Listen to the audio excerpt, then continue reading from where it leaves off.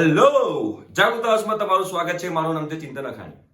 હવે આજનો આ જે વિડીયો જે છે એ સ્પેશિયલી બનાવવામાં આવે છે કે 7 દિવસની અંદર 7 SPI કેવી રીતે લાવવા જોઈએ, એના માટેનું પ્લાનિંગ જે છે એ હું આજે તમારી જોડે શેર કરવાનો છું. જો તમને ગમે તમે 100% એને ફોલો કરજો અને તમને 100% એની અંદર ફાયદો થશે, એની મારી ગેરંટી છે.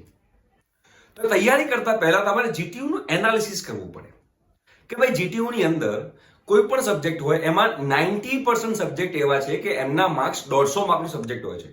150 માર્ક્સનો સબ્જેક્ટ હોય એમાંથી 80 માર્ક જે છે એ તમારી કોલેજ આપે છે અને 70 માર્ક્સ જે છે એ તમારી જે એક્સટર્નલ એટલે કે જે ફાઇનલ એક્ઝામ જે હોય છે એ ફાઇનલ એક્ઝામમાંથી તમારે લેવાના હોય છે.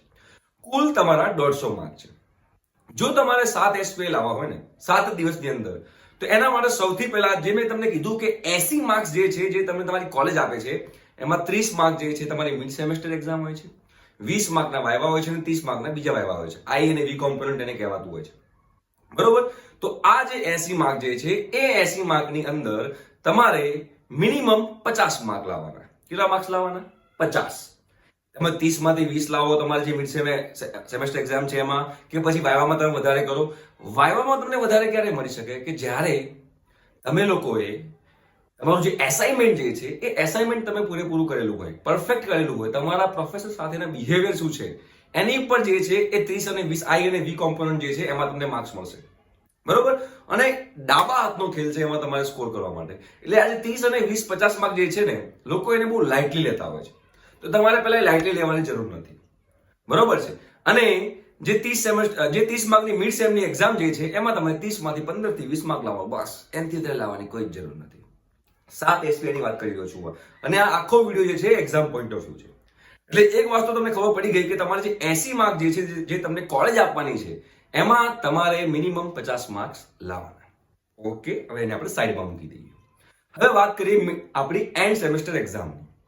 હવે આ એન્ડ સેમેસ્ટર જે એક્ઝામ હશે એમાં સૌથી અગત્યની વાતો જે છે એ જ છે કે ભાઈ GTU નું પેપર તમારે પ્રોપર રીતે લખવું પડે.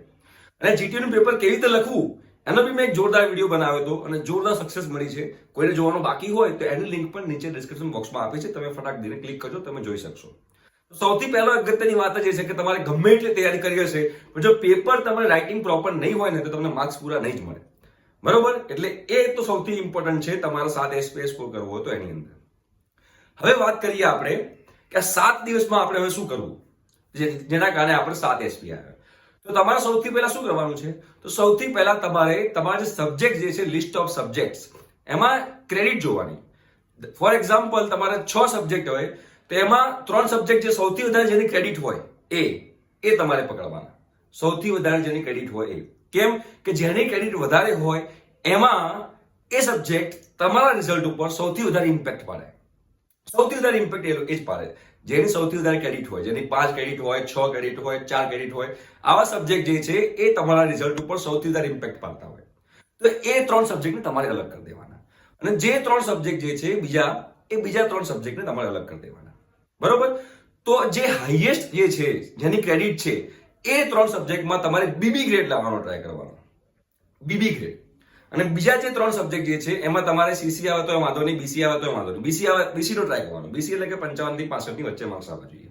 ઓવરઓલ ની વાત છે હો. તો હવે મેં તમને કીધું કે 7 દિવસમાં 7 SPI, તો જેના હાઈએસ્ટ ક્રેડિટ જે છે એવા 3 સબ્જેક્ટ તમારે પકડવાના અને એ 3 સબ્જેક્ટ જે છે આ 7 દિવસની અંદર તમારે 5 દિવસ આ 3 સબ્જેક્ટને આપવાના. હવે તમારા ટાઈમિંગ તમારી રીતે બાયફર્કેટ કરી દેવાનો કે હું કયા સબ્જેક્ટને કેટલો. કેમ કે અમુક સ્ટુડન્ટ્સ એવા હોય કે એમને એક સબ્જેક્ટ ફાવતો હોય, અમુક સ્ટુડન્ટ્સ એવા હોય કે એમને બીજો સબ્જેક્ટ ફાવતો હોય, બધાને અલગ અલગ સબ્જેક્ટ ફાવતા હોય. તો જે 3 મેક્સિમમ ક્રેડિટ વાળો સબ્જેક્ટ જે છે ને એને તમે તમારે 5 દિવસ આપો અને 2 દિવસ જે છે બાકીના જે મિનિમમ ક્રેડિટ વાળા જે છે એને આપી દો, બરોબર છે. અને આવી રીતે તમે બાયફર્કેટ કરો 5 + 2. અને આ જે 5 દિવસ જે છે એમાં જે બધા 3 સબ્જેક્ટ જે છે એમાં તમારે સૌથી ઇમ્પોર્ટન્ટ જે સિલેબસ જે છે એમાં તમારે બધું જ કરવાની જરૂર નથી. મેં પહેલા પણ કીધું છે અને ફરીથી કહું છું કે બધું તમારે કરવાની જરૂર નથી. તમારે શું કરવાનું છે? તો તમારે સૌથી પહેલા તમારી કોલેજમાં જે મિડ સેમેસ્ટર એક્ઝામ લેવાઈ હોય એ મિડ સેમેસ્ટર એક્ઝામમાં જેટલા ક્વેશ્ચન હોય એ બધા તમને એને આવડતા હોવા જોઈએ. પ્લસ તમારી જ કોલેજમાં જ્યારે રેમેડિયલ એક્ઝામ લેવાય તો રેમેડિયલ એક્ઝામમાં જે ક્વેશ્ચન પૂછાતા હોય એ બધા જ ક્વેશ્ચન તમને આવડતા હોવા જોઈએ. આ એક વાત તમને ખબર પડી જોઈએ. પછી તમારા ફ્રેન્ડ્સ કોઈ બીજી બધી કોઈ કોલેજોમાં હોય એ કોલેજમાં જે મિડ સેમેસ્ટર એક્ઝામ હોય લેવાઈ હશે અને એમાં જે ક્વેશ્ચન પૂછાતા હોય એ ક્વેશ્ચન પણ તમને બધા આવડતા હોય છે. એટલે તમારા 5-6 ફ્રેન્ડ્સ અલગ અલગ કોલેજમાં હોય, તમને કોન્ટેક્ટ કરીને એ કોલેજનું મિડ સેમેસ્ટરનું પેપર મંગાવી દેવાનું. એટલે ઓવરઓલ તમને આઈડિયા આવી જશે કે કયા કયા ઇમ્પોર્ટન્ટ ક્વેશ્ચન્સ છે અને એ ક્વેશ્ચન તમારે તૈયાર કરવાના છે આ 5 દિવસની અંદર. બધું જ કરવાનું નથી, દરિયો આખો લેવા જવાનું નથી. આપણે ખાલી કૂવામાં રહેવાનું છે અને કૂવામાં રહીને આપણે જેટલું કરીએ એટલું પરફેક્ટ કરવાનું છે. એવું નહીં કે એકવાર વાંચીને જવા દીધું. કેમ? કે આ 7 દિવસમાં 7 SPI નો મતલબ જ એવો થાય છે કે તમે લોકો ફર્સ્ટ ટાઈમ વાંચવા બેસતા હશો અને ફર્સ્ટ ટાઈમ તમે વાંચવા બેસો તો એવો તો કોઈ રજનીકાંત દુનિયામાં છે જ નહીં કે જે એક વારમાં વાંચે અને એને આવડી જ જાય. બરોબર છે? એટલે તમારે તૈયારી પણ કરવાની છે અને જોડે જોડે રિવિઝન પણ કરવાનું છે. રિવિઝન કર્યા વગર તો તમને આવડશે જ નહીં, તમને યાદ રહેશે જ નહીં. એટલે 5 દિવસમાં તમારે બધા ક્વેશ્ચન્સ પણ તૈયાર કરવાના છે પ્લસ એનું રિવિઝન પણ કરવાનું છે. એટલે તમારે તમારા ટાઈમિંગ મુજબ, કોઈ લોકો રાતે જાગતા હોય, કોઈ સવારે જાગતા હોય, સવારે વહેલા ઉઠતા હોય, તો એ પ્રમાણે તમારે ટાઈમિંગ બાયફર્કેટ કરી અને બધા ક્વેશ્ચન વાંચવાના છે, તૈયાર કરવાના છે પ્લસ એનું રિવિઝન કરવાનું છે. રિવિઝન કરવાનું ભૂલતા નહીં. કેમ? કેમ કે 2-3 દિવસ પહેલા તમે શું ખાધું હશે, શું પહેર્યું છે એ પણ તમને યાદ નહીં હોય. તો વાંચેલું તો ક્યાંથી યાદ રહે? કેમ કે વાંચવાનું તો બધામાં બહુ ઇન્ટરેસ્ટ છે નહીં કોઈને ઇન્ટરેસ્ટ નથી હોતો. એટલે રિવિઝન તો તમારે કરવું જ પડશે. બરોબર? તો એ જે 3 સબ્જેક્ટ જે છે એમાં તમારે બીબી ગ્રેડ લાવવાનો અને બાકીના જે 2 દિવસ બાકી રહ્યા એમાં 3 સબ્જેક્ટ. અમે લોકો તો એવું પણ કરેલું છે કે જેનો 2 ક્રેડિટ હોય કે 3 ક્રેડિટ સબ્જેક્ટ હોય ને, અમે પેપરના આગલા દિવસે હાથમાં પકડીએ, ભૂકા બોલાવી દેવાના, પછી જે ગપ્પા જ મારવાના, પાસ તો થઈ જ જવાય, કશું વાંધો. GTU કયું છે જ નહીં. બરોબર? એટલે મેઇન તો તમારો જે સૌથી વધારે ક્રેડિટ જે છે એ. પછી તમે ક્યારેક એનાલિસિસ કરજો. GTUમાં છે ને રેગ્યુલર એક્ઝામ પણ લેવાય છે અને રેમિડિયલ એક્ઝામ પણ લેવાય છે. પણ હું રેમિડિયલ એક્ઝામની વાત નથી કરતો, હું રેગ્યુલર એક્ઝામની વાત કરવા જઈ રહ્યો છું.